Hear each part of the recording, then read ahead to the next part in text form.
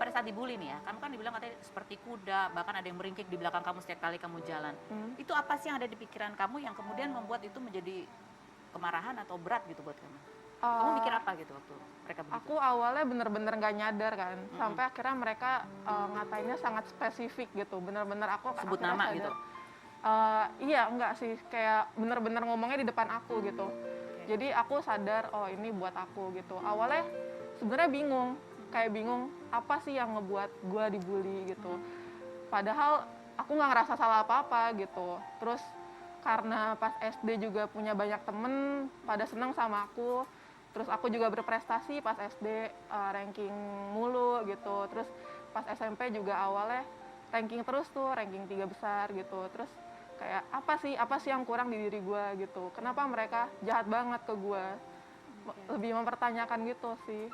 Dan kecewa juga. Dan Kayak kecewa. marah Dulu, tapi nggak tahu harus gimana gitu. dulu ada orang suka, kita punya banyak teman, tiba-tiba ini kok ada orang yang seolah-olah seperti memusuhi, tapi kamu nggak tahu apa salah kamu. Iya, Bingung betul, buat kamu betul. ya. Nah, kita tanya sama Melisa.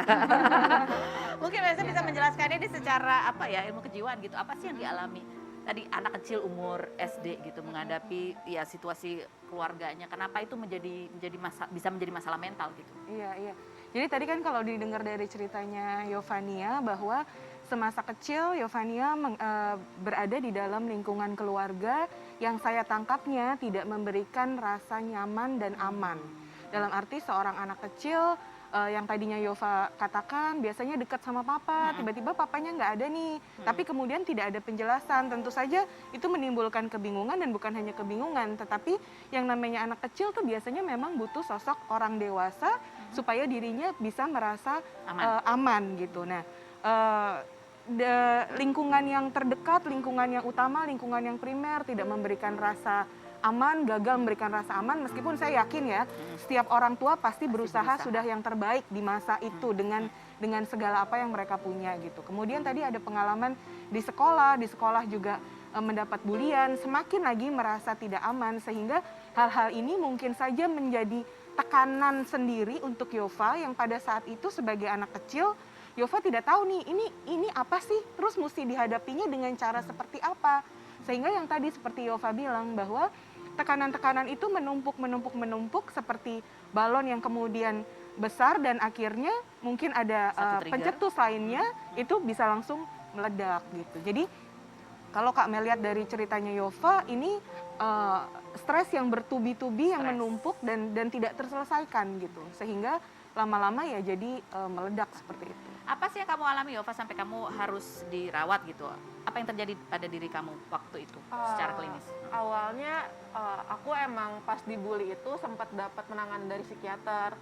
Tapi sayangnya orang tua aku tuh nggak ngeh, bahkan psikiaternya nggak ngeh kalau aku mengalami pembulian. Jadi bilangnya kayak ini halusinasi Yova doang, padahal sebenarnya beneran dibully gitu. Jadi pada nggak sadar kalau aku dibully beneran gitu. Sampai akhirnya udah lepas dari psikiater, udah mulai membaik. Ya walaupun masih dibully, aku udah mulai ya udahlah, udah mulai tangguh gitu istilahnya. Sampai SMA masuk ke lingkungan baru dan aku harus satu sekolah lagi sama yang ngebully gitu. Jadi emang harus adaptasi, kayak udah terlalu menumpuk itu. Terus aku sempat gak tidur 3 hari atau berapa hari gitu, pokoknya lebih dari 3 hari kalau nggak salah.